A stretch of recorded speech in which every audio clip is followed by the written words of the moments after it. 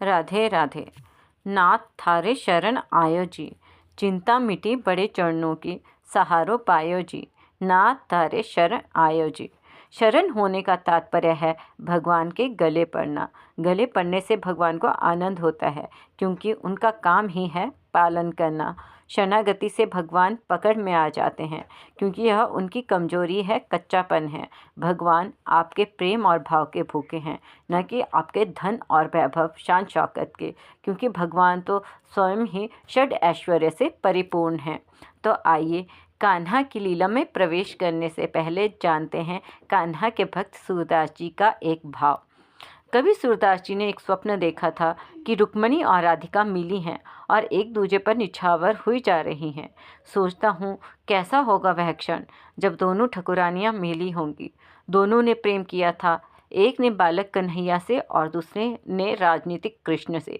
एक को अपनी मनमोहक बातों के जाल में फंसा लेने वाला कन्हैया मिला था और दूसरे को मिले थे सुदर्शन चक्रधारी महायोद्धा कृष्ण।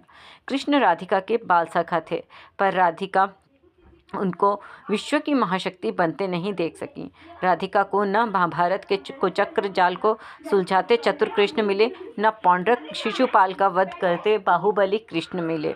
रुक्मणी कृष्ण की पत्नी थी, महारानी थी, पर उन्होंने कृष्ण की वह लीला नहीं देखी जिसके लिए विश्व कृष्ण को स्मरण रखता है। उन्होंने न माखन चोर को देखा, न गौ चरवाहे को। उनके हिस्से में न बांसुरी आई न माखन। कितनी अद्भुत लीला है। राधिका के लिए कृष्ण कन्हैया था और रुक्मिणी के लिए कन्हैया कृष्ण थे।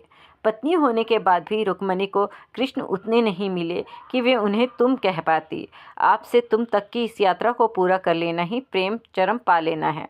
रुक्मिणी कभी यह यात्रा पूरी नहीं कर सकी। राधिका की यात्रा प्रारंभ ही तुमसे हुई थी। उन्होंने प्रारंभ में ही चरम से किया था, शायद तभी उन्हें कृष्ण नहीं मिले थे। कितना अजीब है ना। कृष्ण जिसे नहीं मिले युगों युगों से आज तक उसी के हैं, और जिसे मिले उसे मिले ही नहीं। तभी तो कहते हैं कृष्ण को पाने का प्रयास मत कीजिए। पाने का प्रयास कीजिएगा तो कभी नहीं मिलेंगे। बस प्रेम कर छोड़ दीजिए, जीवन भर साथ निभाएंगे। कृष्ण इस सृष्टि के सबसे अच्छे मित्र हैं। राधिका हो या सुदामा, कृष्ण ने मित्रता निभाई तो ऐसी निभाई कि इतिहास बन गया। राधा और रुक्मिणी जब मिली तो रुक्मिणी राधा के वस्त्रों में माखन की गंध ढूंढती होगी और राधा ने रुक्मिणी के आभूषणों में कृष्ण का वैभव तलाशा होगा। कौन जाने मिला भी या नहीं। सब कुछ कहाँ मिलता है मनुष्य को, कुछ न कुछ तो छूटता ही रहता है। जितनी चीज़ें कृष्ण से छूटी उतनी तो ना जाने किसी से छूटी होंगी। कृष्ण से उनकी माँ छूटी, पिता छूटे, फिर जो नंद यशोदा मिले वो भी छूटे, संगी साथी छूटे, राधा छूटी, गोकुल छूटा, फिर मथुरा छूटी। कृष्ण से जीवन भर कुछ न कुछ छूटता ही रहा। कृष्ण जीवन भर त्याग करते रहे। हमारी आज की पीढ़ी जो कुछ भी छूटने पर टूटने लगती है, उन्हें कृष्ण को गुरु बना लेना चाहिए। जो कृष्ण को समझ लेगा वह कभी अवसाद में नहीं जाएगा। कृष्ण क्योंकि आनंद के देवता हैं। कुछ छूटने पर भी कैसे खुश रहा जा सकता है, यह श्री कृष्ण से अच्छा कोई सिखा नहीं सकता। गुरु ज्ञान का अथाह सागर हैं श्री कृष्ण। राधे राधे, जय श्री कृष्ण। अब हम अपनी गोकुल यात्रा में आगे बढ़ते हैं, जिसमें अब तक हमने श्री कृष्ण का जन्मोत्सव मनाया, नंदोत्सव मनाया, श्री कृष्ण की छठी पूजा भी करी और श्री कृष्ण द्वारा पूतना का उद्धार भी देखा। उसके पश्चात श्री कृष्ण ने उत्कच नामक राक्षस, जिसे शक्टासुर के नाम से भी जाना गया, उसका भी वध किया। और उसके पश्चात जब वृत्रासुर उन्हें आकाश में उड़ा कर ले गया तो भगवान ने उसकी भी मुक्ति करी। उसके पश्चात श्री कृष्ण का नामकरण संस्कार हुआ श्री गर्गाचार्य जी द्वारा, जो श्री कृष्ण का भेद खोलने ही वाले थे। परंतु प्रभु ने उनसे आंखों ही आंखों में आग्रह किया कि वे अपना प्रभुत्व यहाँ गोकुल में दिखाने नहीं आए हैं। यहाँ तो वे माँ के ममता का और गोपियों के प्रेम और स्नेह का आनंद लेने आए हैं। इसलिए उनके भगवान का साक्षात्कार उन्हें ना करवाएं, उन्हें केवल उनका बालक ही रहने दें। इसलिए गर्गाचार्य जी ने यह बात माता यशोदा और नंद बाबा से छुपाई कि श्री कृष्ण स्वयं नारायण हैं, परंतु उन्होंने इतना स्वयं तो कह ही दिया कि श्री कृष्ण नारायण जी के सदृश हैं, उतने ही शक्तिशाली और उतने ही प्यारे।